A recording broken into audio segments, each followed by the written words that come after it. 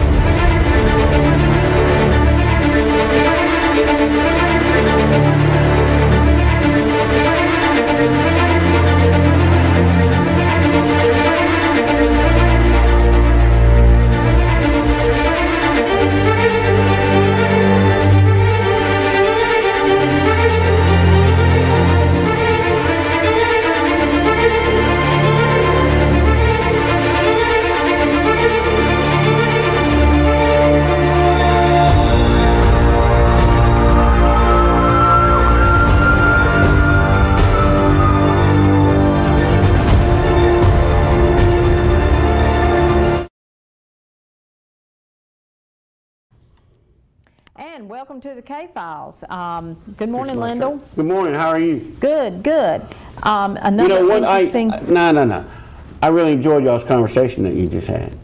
Well, I know you did. Oh, you yeah, enjoyed what the general said, absolutely. not what I said. Well, I'll never listen to what you say. But the one bad thing about me coming is, you know, I get up, I get ready, I drive to the show, so I'm on the road almost the entire time for the first hour of this. Right. So I hate that I missed that. Well, get it on your phone. I lay it in my seat when I'm not to just see what's going on the morning show. That's a lot of effort. You could do that. No. Yeah, no, you're right. I could. I should. No effort. But anyway, we've got, first of all, we want to start off, Lyndall. I want to talk about our new show. Sure. Absolutely. I'm excited about that. In addition to this show. Right. 2 shows. Too much information for one show. Yes. We talked about it a little bit last week, but I mean, I see on the schedule in the control room there that it's already up and running, right? It is. You're going to run a few episodes today. Going to run some today, yes. All right, folks. What we've done is we've taken a lot of Sandra and I's conversations about different cases, and we've went out and filmed some new information, provided some new pictures, and we put it all together and kind of shaved off shaved off anything that doesn't have to do with the particular case. Mm-hmm. And it's a 30-minute runtime. It has, like I said, it has new video. It has a review, a recap of what we've talked about the case. And if there's been any other thing, including videos or law enforcement guests have been here or whatever. So we've taken an individual case and we've crunched it down into 30 minutes, and we're running these quite often on the show. When we've got about 6 in the can. We're working on some more. So examples like the Jeff Cobb case. Mm-hmm. Anybody that's interested in that, they can find this show. It's 30 minutes long. It's only going to be about Jeff Cobb. We're not going to talk about anything else. And I think it's interesting how you went to the crime scene. I mean, you're standing at the crime scene. Right. Yeah, talking about the case, and then you, of course, come back in the rain on a couple of them. Yeah. One of the days that we went out and did this, it was raining like cats and dogs. But, wow. But yeah, I mean, it's always important. I learned a long time ago. I don't care if the case is 40 years old. You still want to go to the crime scene. You want to go to where it happened. And I think in the Orlando Flowers case, I was down on Arlington Street in the rain. And it's just important for people to see, where this happened at. We talked a lot. We showed a still photograph but I think it's important for people to see the video, see the neighborhood, and you know, for Cheryl Watson, which is running later today, I saw on the sheet. Yes. We went out to the graveyard where she was killed at, and let people see, you know, this is the tombstone that she was beat to death on, and you know, I think visuals are important like this, and Oh, yeah. so the goal is that it's run more often. I mean, we replay this show twice, so folks, you can see this on Thursday morning, you can see it on Friday night, you can see it on Tuesday night. They also Green does a great job of editing and putting it on YouTube. You know, Right. so there's that. There's But plenty of ways you can watch it. Absolutely. And with these shows, we thought that the more we get out the information, that, you know, Absolutely. the better chance there Better is. chance we have of getting a call. The hotline is always up there on both shows for people to see. Completely anonymous. When you call, nobody will know. So please call, and the pot is at $14,500. Right. You know what that means? I told you it was $15,000. Right. But it's $14,500 because we paid out. That's right. We paid out. Sure did. All right. So for today, Yes. I was thinking about, you know, different things that we can do, and This I is was interesting. looking. Yes, there's folks now. Usually on this show we talk about an unsolved murder or a missing person. Today we're going to talk about local people in this coverage area, because you got 19 counties, you got a big coverage area. We're talking about people who killed somebody, was convicted of it, was sent to prison for it, and then they escaped, and they're still at large. I can't. God. Now, when we So start do going we through have the anybody list, at large in our area? yeah, We're going to find out this morning, right? Absolutely. And Wow. you'll start seeing when we go through the ages. These folks a lot of these folks are aging out. You know, they're getting old. Some of them may Wow. be dead. You know, but the point is that they were convicted. They owe a debt to society. Yeah. And I don't care if it was 20 years ago or 30 years ago or whatever. That's right. They should not have been a free person all these years. Okay. You know, so we're going to talk about these escapes. Yeah, we're going to see how it goes. I mean, you know, we might get through them like that one time you weren't here. I got through my stuff in 5 minutes and was stuck. Or we, This we'll isn't see a how it 5-minute goes. deal, I don't think. So anyway, let's get started. The first escapee, still at large, James Clark, age 96. Yeah. Wow. Hopefully he's dead Chances somewhere. are he's Yeah. not. Convicted of robbery in Wilson County and second-degree murder in Wake County, sentenced in 1955 and escaped in April 1977. Right. Wow. Okay, so what you'll see in these cases is there's some of them where I know quite a bit and we can discuss them. There's some of them where I don't really know much of anything. So and it's this will be the first time that I've talked about Mr. Clark. Some of these other cases I've covered for other newspapers. Yeah, or we whatever. haven't heard about right. Mr. Clark So on this show. we don't know much about Mr. Clark at all. The strange thing to me is that he was up for parole. I mean, not parole, but just he was up to be released in October of '78.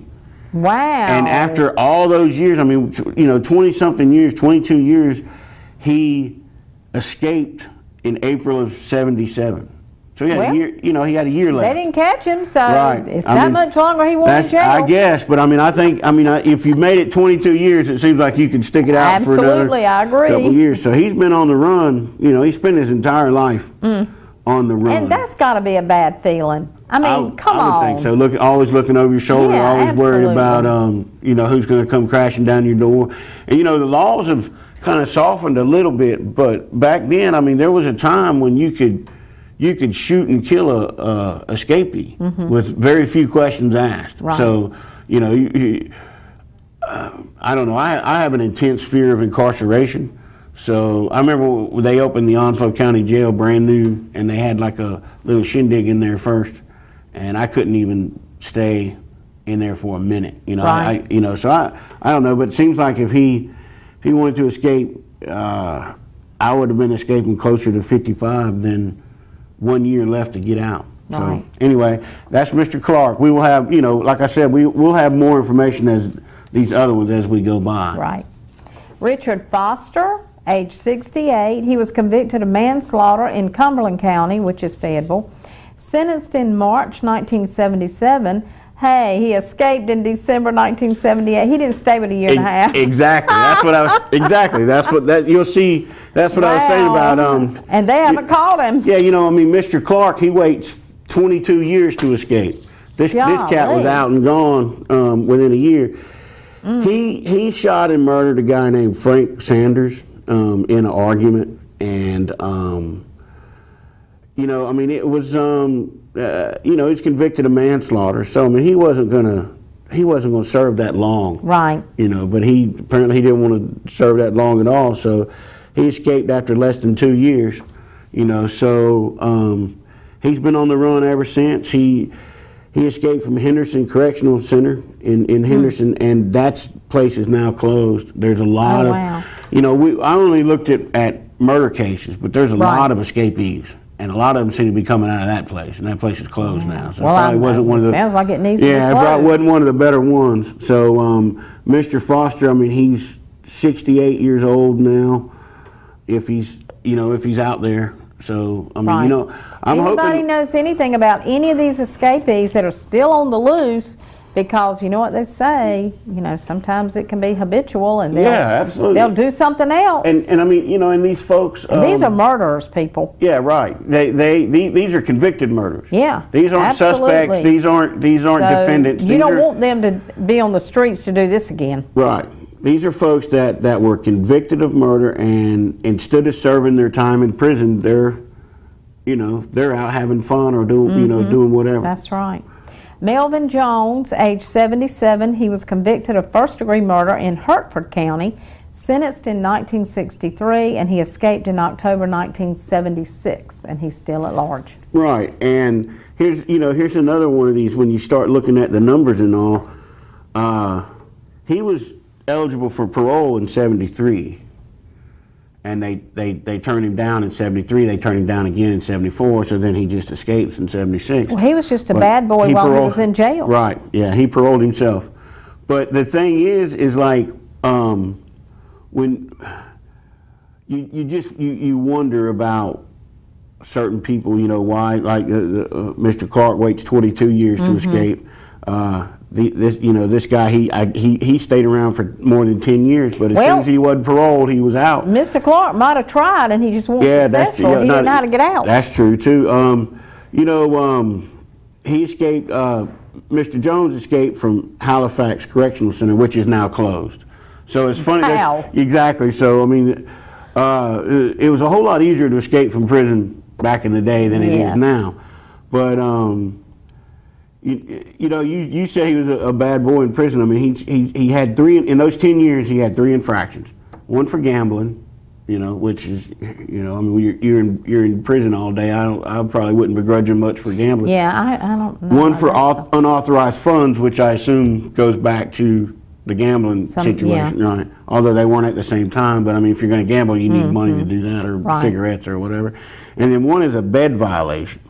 Now, this was from 1969, the bed violation, so I don't know if that's a euphemism for, other stuff or what, but so Mr. Jones got into a little bit of trouble, not as much as we'll see some folks on this list. Oh, wow. And we're only 3 down, so we've got 7 to go, folks, so stick around. Okay, we'll be right back with more of this.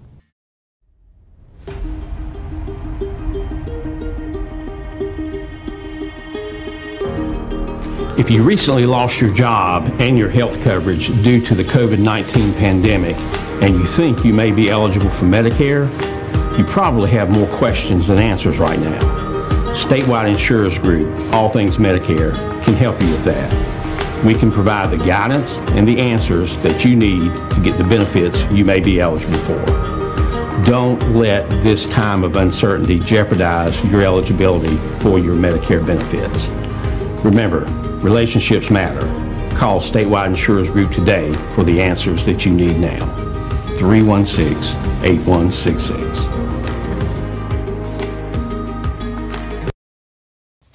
Okay, Donald Lovell, age 84, convicted of first-degree murder in McDowell County. Where's McDowell County? out west. I knew you were going to ask me some of these, Yeah, so I 'cause had to do a that's geography. I did a local geography review. Yeah, I know hadn't it's heard of outside that. the area, but the story is so interesting that I had to include this one. Sentenced in 1960, escaped in 1969. Right. Okay. So this is a very interesting case. Okay. So Mr. Lovell was 23 in 1960. Right. He shot Ferber Smith, who was a cab driver, in the back of the head with a shotgun. Wow. Right? Okay, so he goes to prison in 1960. Back then, you know, there weren't these 3-year waits like we have today.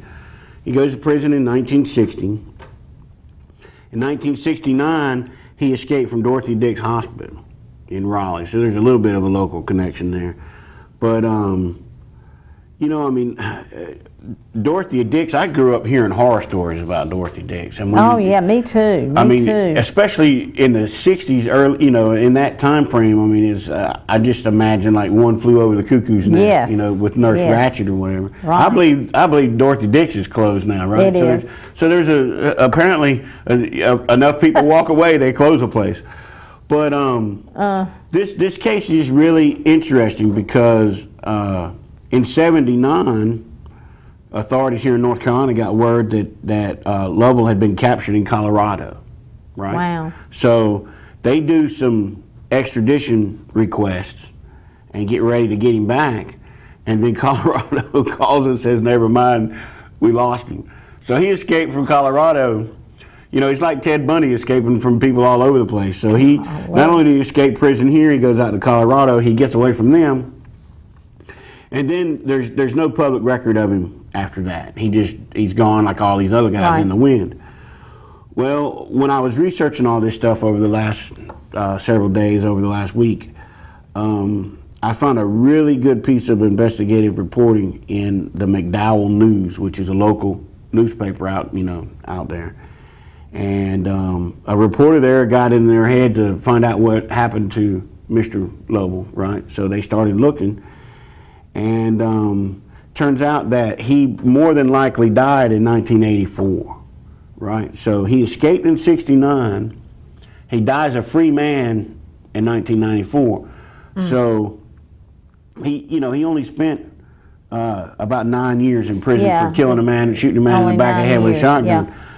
But this reporter did some excellent investigative reporting, putting their feet to the ground and going out and finding things. And they went to the cemetery where his mother is buried. Right. And they found his grave right next to his mother with his real name and everything. You know, so most of these guys are living with altered identities. They have to be. You know? But this guy was, I guess before computers you could, get away with that. So folks, he's out in Colorado, he's running all around all over the place, but turns out that he lived for most of his life. He was just a farmer at his own house, his own family farm, and then he dies and they bury him next to his mother. So wow. He, from 69 to 94, he grew old and died on his family farm, and then they buried him. And then nobody knew where he was until this reporter come along and found his grave, So I just thought that was really interesting. It was pretty hard for me to pass up Mr. Lovell. So yeah, that's pretty interesting. that's that one. Joseph McNeil, age 82, convicted of first-degree murder in Johnston County. That's getting close to home. Sentenced in 1966, escaped in 1975. Right. Now, obviously that's early picture of him. Right. And there were 2 or 3 that were pretty interesting, but they didn't have their pictures because it was so long ago. Yeah. And I didn't want to, if you can't show somebody a picture, I left them on the cutting room floor. Right. But not much is known about Mr. McNeil except for that he had 8 infractions while he was in prison, including rioting and use of weapon, so that's pretty bad stuff. And then 2 different times he was caught in a sex act. And that goes back to before, we were talking about what was the phrase? I want to get the exact phrase right. Bed violation. The bed violation. So somewhere between the 63 and 75 it changed from bed violation to sex. Well, he went ahead and tried to get out because he knew he wasn't going to be let out early at all. He didn't stand a chance because he had been, again, a bad boy. Yeah, eight infractions. You know, and 8's a lot. That's a little much. I'm right. You ain't getting out. I'm writing about. You're not getting out. I'm writing a story for the Enterprise that's going to be in the paper next week about a rapist who got life in prison for rape. Back then you could do that. It was a long time ago. He's had 50 infractions, and I mean serious infractions. And this guy's up for parole. So you know, I try to leave my you know, try to be unbiased about it. But I mean, come on, you got a guy that's got 50 infractions, and they're going to parole him. All right, so that was Mr. McNeil. Like I said, I don't know much about that. He's 82, maybe, if he's alive. You know, these guys are certainly getting old. But I do know a lot about Mr. McWilliams, if you want to start with that. Robert McWilliams, age 68. He was convicted of first-degree murder in Nash County. So, sentenced in 1970, escaped in 1977, and he's still at large. He also escaped from Henderson Correctional Center. So, oh, Lord. Yeah, so Henderson must have not been a very good prison. A lot of escapees from there. This all happened in Spring Hope, right? In 1970, McWilliams was walking down the road, and a nice old farmer stopped and asked him, "Hey, do you want to earn some money?" And Mr. McWilliams said, "Sure." He said, "I need help chopping down and loading some firewood in my truck." So they went out to, you know, the woods or wherever they were chopping wood in Spring Hope. And at some point, Mr. McWilliams decided that it would be less effort to just take the money than it would be to work for the money. So him and this old guy got into a bit of a argument over, you know, just give me the money, I'm not loading no firewood.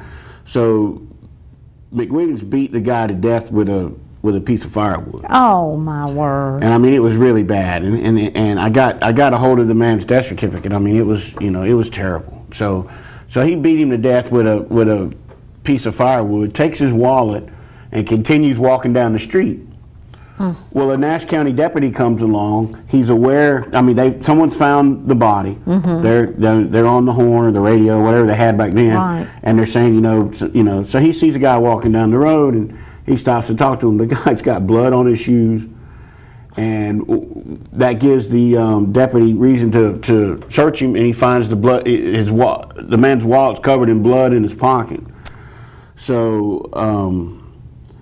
You know, so he goes to prison for this heinous murder, and then 7 years later, you see this a lot in these cases. He's worked his way into medium security. Right. You know, he started out in Central Prison, as they all do. Right. But he worked his way into medium security, and then he got on a work farm.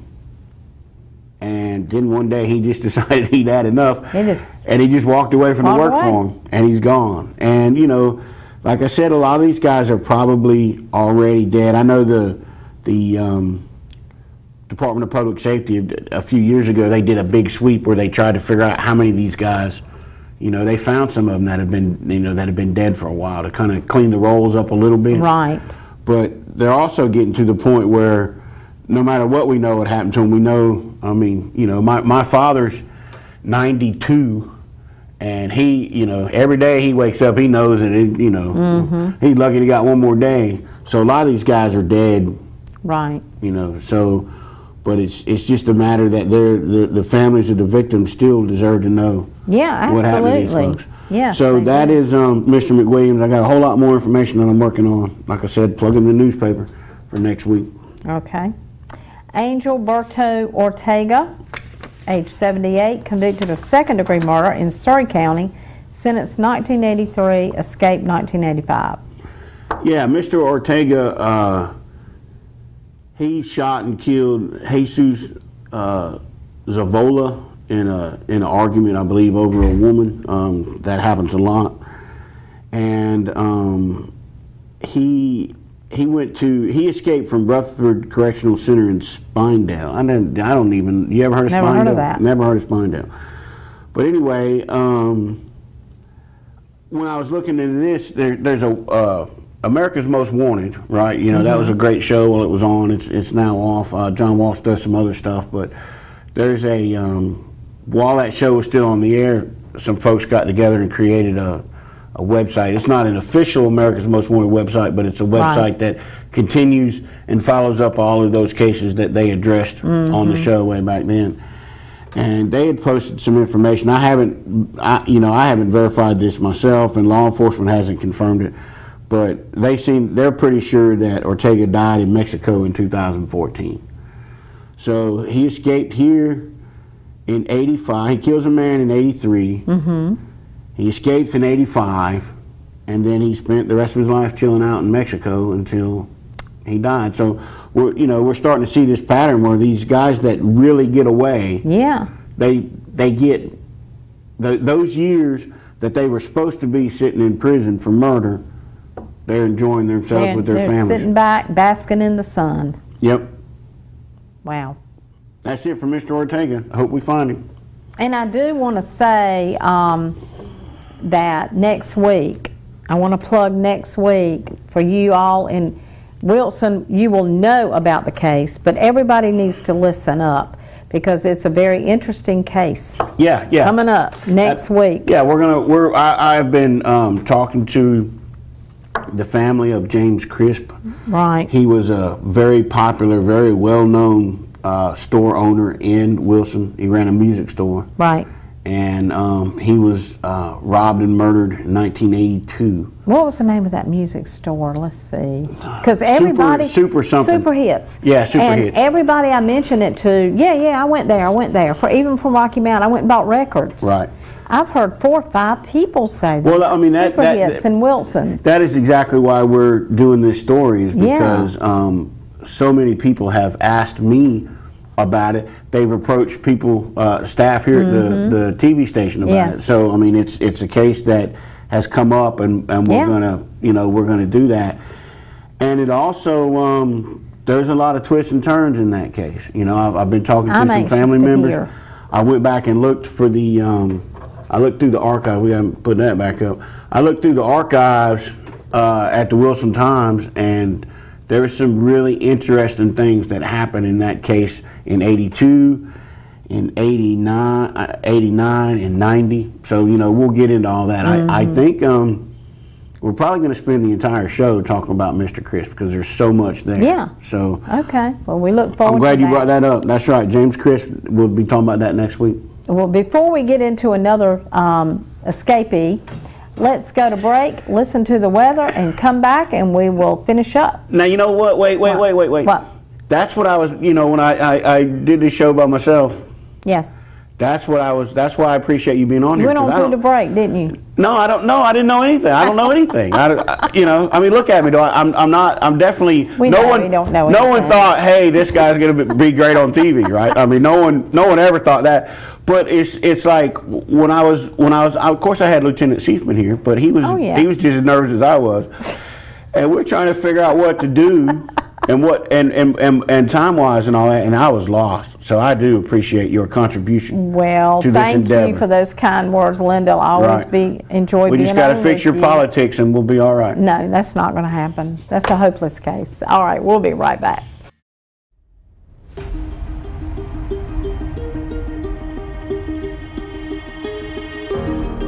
If you recently lost your job and your health coverage due to the COVID-19 pandemic, and you think you may be eligible for Medicare, you probably have more questions than answers right now.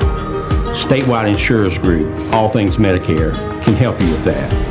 We can provide the guidance and the answers that you need to get the benefits you may be eligible for. Don't let this time of uncertainty jeopardize your eligibility for your Medicare benefits. Remember, relationships matter. Call Statewide Insurers Group today for the answers that you need now. 316-8166.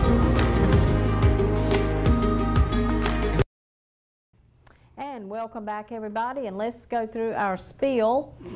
Remember, completely anonymous, 406-6736, or they can call the Rocky Mount Police Department if it's Right. if they want to. That's text to tip. And yes, and let me throw this number out here too, because when I talk Okay. to the public safety people, they ask me to include that. This Okay. number is 919-838-3572. Say it again. 919-838-3572. That's the hotline for escapees and absconders for the Department of Public Safety. Okay, So- so that's the number you will call if you need. Of course, you can Multiple still ways. call that number. If Absolutely. you've got that number, you can still, it is anonymous. And folks, we do pay out not upon conviction, Right. but upon arrest. In these cases, I guess it would be recapture. Yeah, recapture I know of these these are a little cases. outside the norm for what we're doing, but I Well, don't it's see interesting. how. Who could argue if you find a guy that if somebody's watching this and they know that, Yeah. that Uncle Ted is been escaped from prison, or they recognize the photo Yeah. and they call in. I mean, Well, I think I'll we take have that. this thought in our mind, you know, people escape, you know, they catch them and they go back. We don't think that they're still at large. We forget that they don't always catch them. right. And you know what? The news. I've been saying this for years. Newspapers, TV, radio, whoever else, the internet. When someone escapes, that'll be news. Yeah. You know, when someone goes missing, that'll be news. But then a month later, 2 months later, a year later, 2 years later, Yeah. you know, Nobody knows these things tend to slip that away. they're still at So, large. Right. And I'll never forget the feeling when they escaped in Nash County. I was a little weary. I felt weird in my Somebody car. said that. Yeah, I'm glad you brought In your my car, because car. someone said they thought you were driving the getaway vehicle for them. Yeah, but really, I felt very eerie until I just kept checking. When are they going to be called? Because I'm just, my house, My mother used to, my late mother, she loved mysteries. And I didn't, it was not until years later that I realized I got some of this from her. But she said the scariest night that she's ever had. And this is a woman that was born in 1939 wow. and has been through quite a bit, right? No, 33. I'm 33. sorry. She was born in 33. So she grew up in the Great Depression. She didn't have a dress till she was 10. She wore feed sacks. They cut out arms and leg holes and threw a sugar sack on her. Right? Right. She lived through a lot. She got an orange for Christmas one year, But she said the scariest night that she ever had, my father, this is before I was born, my father's in Vietnam, and we lived not far outside of Fayetteville. And they blasted out that these hippies were out looking for people, out killing people during the Jeffrey McDonald case. Remember that, where yes. the Army doctor and his wife and 2 kids got yeah. murdered, and they said it was hippies. And I mean, she was scared to death about that. Oh, I bet. So I guess I just like telling that story. But I mean, when these people escape, it is big news. Yeah. But then it just kind of, those And guys then from after Nash, that, we don't know if they're back in there or not. We don't think about it anymore. those guys that escaped from the Nash County Jail because they got rusty fences or whatever, that was big news for a few days. But if It one of was. those guys would have got away, Right. and weeks went by and months went by and everything, That's people right. would have forgot about But it. hallelujah, they caught them. Right. So Absolutely. kudos to the Well, I mean, they Nash ran away, County. to the Orient? They got as far as the Orient and Yeah, started partying. golly. I mean, why would you? Right. Anyway, they're not. Criminals are not always smart. No, Like you the guy got walking down the road the criminal mastermind is rare. after he kills somebody with blood on his shoes That's and a wallet right. in his pocket. You walk down the road. I mean, Criminal really? masterminds are rare. Yeah, really. Okay, we'll get on to our next one. Martin Pedron, age 56, convicted of second-degree murder in Vance County, sentenced in 1993, escaped in 1996. Yeah, he killed a gentleman named Edward Montero. Again, it was a argument between the 2 gentlemen that didn't go Mr. Montero's way. The interesting one about this, of all these, Mr. Pedron pleaded guilty. So I mean, there's when you plead guilty, a lot of I guess people say that you got coerced into this or that or whatever. Right. But when you plead guilty, there's an extra level to me than just a jury conviction. 'Cause, I Right. mean, you're saying I did this, Right. you know, and even And that's probably what took him to second-degree murder, because he absolutely. did Oh that. yeah, absolutely. That's why absolutely. he got and, that. he spent about 2.5 years in the can before he decided he was ready to go, and he's had 0 sightings, nothing. Nobody, I mean nothing. This is Wow. the one guy that that was it. He was up and gone. So that's that. Okay, Linda Williams, age 68, convicted of armed robbery in Duplin County, sentenced December 1977, escaped June 1979. She didn't stay long. Right, and Mrs. Williams is the only person on this list that is not a convicted murderer. But when I was asking the Department of Public Safety about this, they asked me to put her on this list. So I think they got something cooking with her. I think they're, you know what I mean? They said, "Hey, yeah. can you put her on this list?" So she escaped the correctional institution for women in Raleigh. She only served 2 years out of her 40-year sentence, and she is consistently on the North Carolina's most wanted list that the SBI puts out. So I mean, they really want to get this lady back, and like I said, them asking Yeah, me but to the show lady that would be, 68. oh, she is 68 now. I mean, that's right. You know, I hope I make it to 68. Yeah. I mean, it's old, but it's not that old. You know, it ain't like the other folks that are 90-something years old. I mean, Well, she could be out there. okay, the ones that are 96 years old, do you really put them back in? I mean, do Absolutely. you really put them in Absolutely. jail because Yes. they're sick? I'm Yes. sure. I don't care. In some way, they're. You know, what do you do with? You put them in a little hole, and you mean- shut the door, and you keep them in there till they die. Yeah, and I agree, but you know, I mean, it these just are kinda makes you people again. think. These are people that these aren't suspects or defendants. These Yeah, are they someone were who was- convicted. They were convicted by a jury, That's right. and you know, we can get into all the questionable. You know, obviously some juries aren't as fair as others, or you know, Right. all of that stuff. But I'm saying these are someone who was adjudicated. Right. They were sentenced to prison.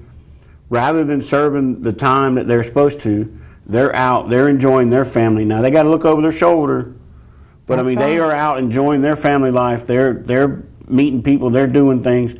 Meanwhile, the victims' families have to live in fear. Is he coming? Is he going to come get Right. me? You know, is he going to kill someone else? So yeah, I have 0 sympathy for someone who was free for 40 years when they were supposed to be locked up. Right. I agree. And that brings us to the last one. Last one. And I actually, folks, I should have said this, but I didn't. I did these alphabetically. Oh, okay. You know, last week when we did Yes. the recap, I chose those names out of a hat. It was actually a coffee cup, but because I wanted to be fair about it. This week I just did them alphabetically. Right. But the last one that came up last, Mr. Tomeo, I've been writing about this guy for 10 years or more. So I know a Wow. lot about this case. So I'm glad it's last. We can spend Spend the a little rest of bit the more show time on talking it. about it. And it's in Onslow County. It's a little bit out of the coverage area for the TV show. Right. But we are on YouTube and we're streaming live everywhere. right. And I used to work in Onslow County for a long time. So That's there Jacksonville. Yes, there are a lot of people down there that for some reason still like to hear the sound of my voice. So there'll be people watching that, believe me. Okay. All right, so Mr. Tomeo. Erasmo Tomeo, age 61, convicted of second-degree murder in Onslow County, sentenced 1988, escaped in 1993. All right, this should make a great movie one day, right? Okay. Because Mr. Tomeo was sent up here from the mob down in Miami. And he was sent up here to do a drug deal with the military guy. And everything got crossed up. You know, I mean, it all got crossed up. And he ended up killing the guy that he was supposed to be doing the drug deal with, right? So they caught him through just a series of unfortunate events. He got caught. Right. And he received 50 years for murdering his fellow drug dealer that the deal went bad on, and 35 years for trafficking cocaine. So that's 85 years that he got for this whole thing. Right. Well, He escaped. Let me see. When was that? He escaped. He escaped in '93. So he was in the pen for about 5 years, and he escaped. Right. Well, I started writing about Mr. Tamayo for the Jacksonville Daily News several years ago. I mean, several years ago. I'm talking about a decade ago, probably. Mm-hmm. And as I was starting to write about it and everything, I had a FBI agent that contacted me and said, "Hey, I just want to tell you about Mr. Tamayo for a minute." So we started talking, and this comes from this FBI agent who investigated this case for years, right? He was, I believe he was either retired. For some reason, law enforcement, they want to unburden their soul when they get to retirement age, right? All of a sudden they want to talk. So he says that Mr. Tamayo escaped here, went back to Miami, but when he got back to Miami, instead of his own people, his own little criminal outfit accepting him and being glad that he's back, they were mad about all the drugs that he lost and all the just all the trouble that he caused for them. Right. So they took Mr. Tamayo out on a boat in Miami and pretty much chopped him up and fed him to the fish. Wow. So although they can't never really close this case, it's just like a murder that the police know who did it, but they can't get the prosecutors to sign off on it. Mm-hmm. Can't really ever close the case, but they know what happened to Mr. Tamayo. He is fish food. Right. And there was good reason that he killed 2 or 3 other people prior to the guy he killed in Jacksonville. Right. So, I don't really feel too bad for Mr. Tamayo. But, I mean, it is, it's funny. All these other guys, we had the one guy, Mr. Lovell, who he escaped in '69 and died in '94 and spent all those years living on his farm, right, farming. We got other guys that there's indications that they've, the one guy that was down in Mexico, lived his whole life and dies in Mexico. Right. Mr. Tamayo, he had about a week. He escaped, he had about a week, and then he was fish food. Wow. So I just like saying that, fish food. He'd have been better off. He'd have been better off staying in prison, absolutely. You best believe it. Or at least not going back to Miami. Right. So, I think, I mean, this FBI agent was pretty convincing in what he knew and what he had to say. So, I mean, in my mind, I can write Mr. Tamayo off. Oh, that, yeah. He got offed. Yeah. So, that is 10 people. I think there are more. There were a lot of, at least 5 of them that didn't have photographs. They were, and plus they're at the age that they're probably dead anyway. Now, well, at least only one's in Nash County. Right. That we know of.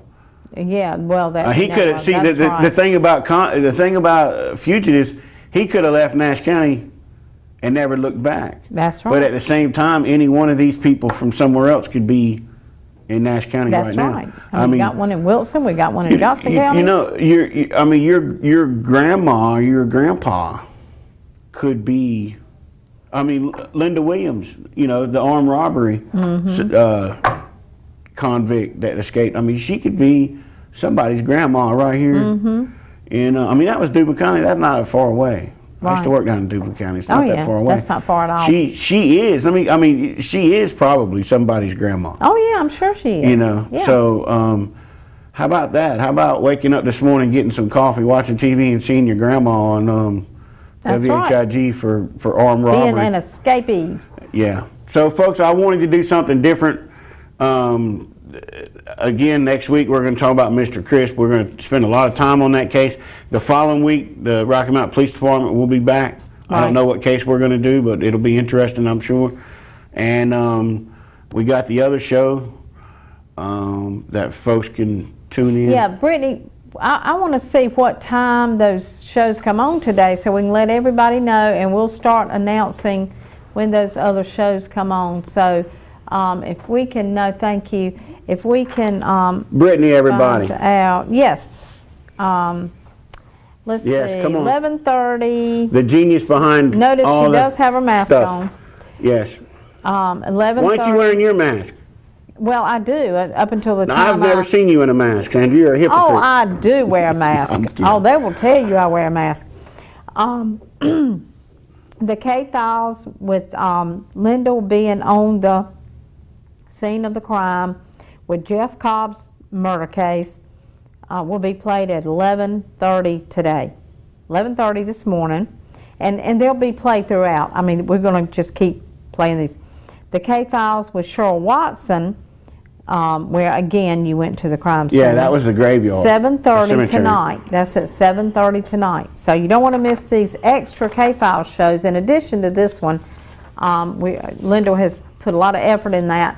So don't miss those shows. They'll be really good shows. And I want to mention one thing. I would like to have someone on. I've got a tickle or something.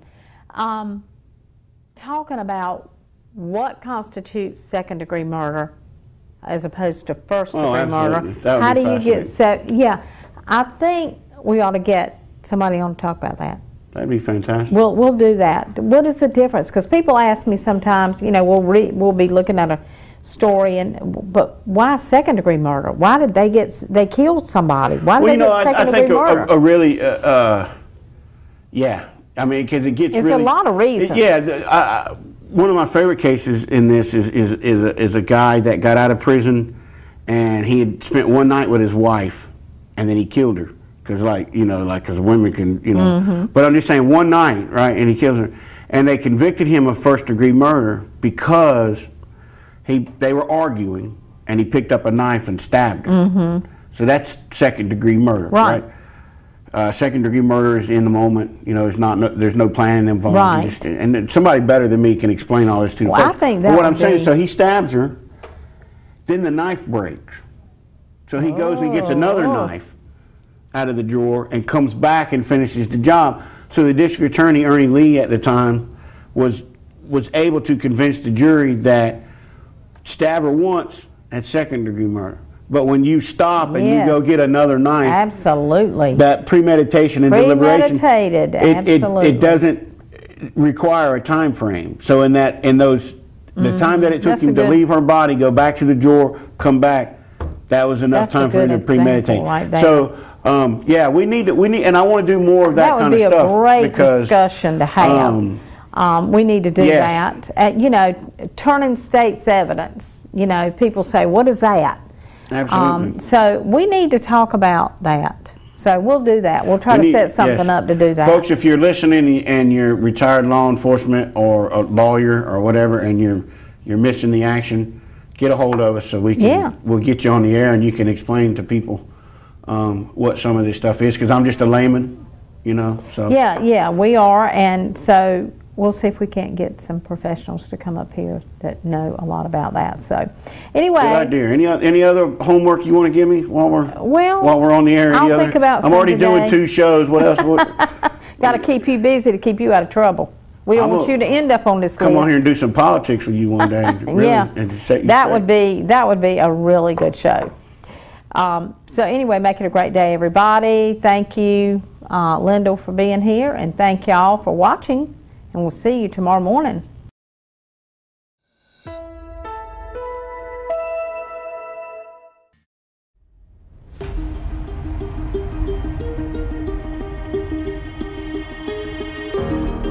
If you recently lost your job and your health coverage due to the COVID-19 pandemic, and you think you may be eligible for Medicare, you probably have more questions than answers right now.